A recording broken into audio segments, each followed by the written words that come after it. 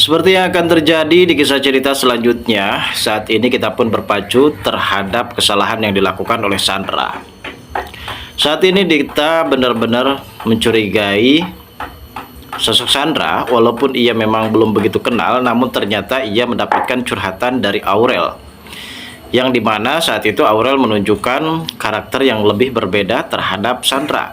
Dan ia pun sempat menceritakan semuanya kepada Dikta kalau selama ini Sandra mempunyai niat ingin mendapatkan cinta dari Kenjo, namun ternyata Sandra terus-menerus mendapatkan tolakan. Dan ini salah satu faktor penyebab masalah yang cukup lebih rumit di antara Kenjo dan juga Mutiara. Akhirnya Dikta di sini tak sengaja menemukan Baron, orang suruhan dari Sandra, dan ia pun segera membekuk si Baron. Dan pada akhirnya kini Baron pun berhasil ditangkap oleh Dikta dan ia akan segera diseret oleh Dikta ke dalam sebuah penjara. Dan pada akhirnya Dikta pun di sini tidak mau ia di penjara sendirian, dan pada akhirnya ia pun melaporkan kejadian tersebut kepada Dikta kalau ternyata dia adalah orang suruhan dari Sandra. Dan betul saja, selama ini Kenjo dan juga Mutiara memang selalu berprasangka kalau ini semua adalah ulah perbuatan dari Sandra. Terlebihnya memang saat itu Mutiara yang sempat mendapatkan ancaman dari para preman yang mengaku-ngaku kalau dirinya adalah debt collector yang sempat menagih uang pinjol. Dan ini menjadi salah satu faktor penyebab kalau ternyata selama ini Sandra benar-benar mempunyai antusias ingin menghancurkan Mutiara, teruntuknya bisa saja kalau Sandra ini mencelakai Mutiara. Dan sebenarnya di sini Kenjo dan juga Dikta benar-benar akan selalu menjaga hubungan Kenjo dan juga Mutiara. Bahkan saat ini Dikta pun benar-benar berhasil menangkap Baron, anak buah dari si Sandra, guys. Dan perlu kita pahami juga bahwa saat ini Kenjo benar-benar sangat begitu murka terhadap perlakuan Sandra, dan bahkan saat ini nampaknya si Sandra ini akan segera diseret paksa oleh pihak kepolisian untuk mempertanggungjawabkan atas semua ulah dan perbuatannya, guys. Lalu bagaimana alur cerita yang akan terjadi selanjutnya nanti? Namun sebelum lanjut juga ke pembahasan dan alur videonya, bagi kalian yang baru saja bergabung dan menemukan channel ini, alangkah baiknya bantu channel ini dengan cara tekan tombol like, komen, dan subscribe-nya. Dan hidupkan juga tombol lonceng notifikasinya agar kalian tak ketinggalan info-info menarik dan terupdate seputar sinetron ini.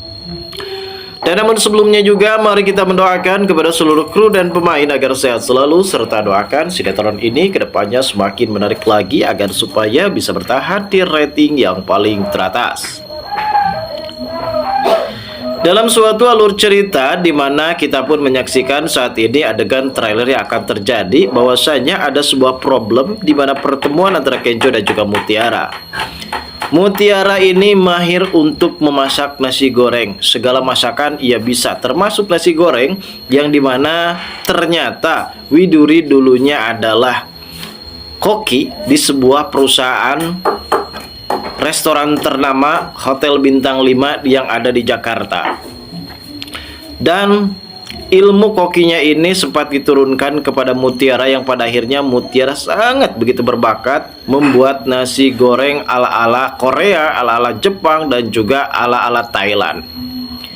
Sepertinya nasi goreng tersebut sempat dicicipi oleh Kenjo, dan ada hal yang cukup lebih mengejutkan dari Kenjo, di mana Kenjo saat itu benar-benar menikmati nasi goreng tersebut, dan ia menganjurkan, memberikan saran dan merekomendasikan nasi goreng Mutiara itu supaya bisa dibuat di salah satu kafe di tempat Mutiara bekerja.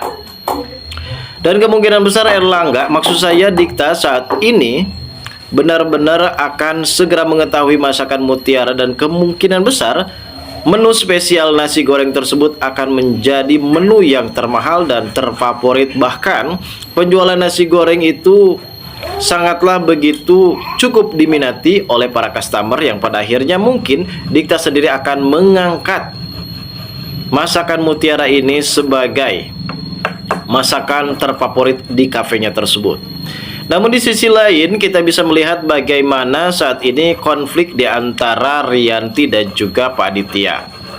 Rianti dan juga Pak Aditya kini kembali memanas, apalagi Aditya yang terus mengancam kepada Rianti kalau sampai Rianti berbuat salah terhadap Ibu Cynthia, apalagi sampai Ibu Cynthia benar-benar merasa dikecewakan karena Ibu Cynthia ini akan menjadi investor baru di perusahaan Aditya yang kali ini akan mengalami pemerosotan. Dan bahkan bisa dikatakan kalau perusahaan Aditya ini mengalami kebangkrutan, guys. Dan saat ini juga nampaknya memang ada sebuah karakter dari Cynthia ini yang cukup lebih berbeda. Pada saat itu supir pribadi dari Pak Aditya juga sempat menyangka kalau ternyata apakah memang benar selama Ibu Cynthia ini adalah sosok Ibu Widuri yang berpura-pura menyamar sebagai Ibu Cynthia dan melupakan identitasnya untuk supaya bisa mengetahui lebih lanjut bagaimana karakter dari Aditya dan juga Mutiara. Dan Aditya pun sempat mendapatkan respon tersebut dari supir pribadinya, dan hal ini juga yang bisa membuat Pak Aditya terus-menerus merasa curiga terhadap Cynthia, istri almarhum dari Pak Bobby, pemilik perusahaan terbesar di Indonesia. Dan di adegan selanjutnya, guys, nampaknya di sini pertemuan antara Kenjo dan juga Sandra. Saat ini Kenjo benar-benar sangat begitu muak terhadap Sandra karena Sandra di sini masih saja berulah. Kenjo di sini sempat mengancam kepada Sandra apabila semua kejadian tersebut adalah ulah perbuatan dari Sandra. Tentu Kenjo sendiri di sini tak segan-segan akan segera melaporkan kejadian ini kepada pihak polisian. Dan betul saja, guys, pada saat itu ketika Dikta yang memang sudah mencurigai terhadap Sandra, di mana Dikta sendiri di sini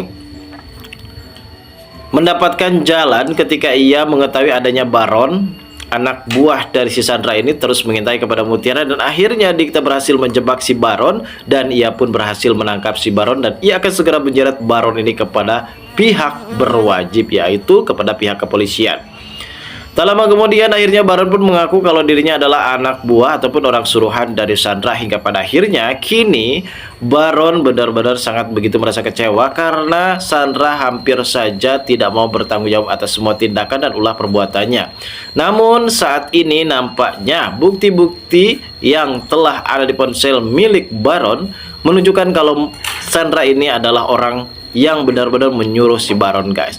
Dan inilah akhirnya sebuah fenomena kesalahan kejadian yang menimpa terhadap Mutiara benar-benar terungkap juga atas kasus penculikan dan asas kasus juga pencopetan HP, dan ada kasus-kasus lainnya yang sempat dilakukan oleh Sandra terhadap Mutiara, dan ini akan dipertanggungjawabkan di kantor kepolisian.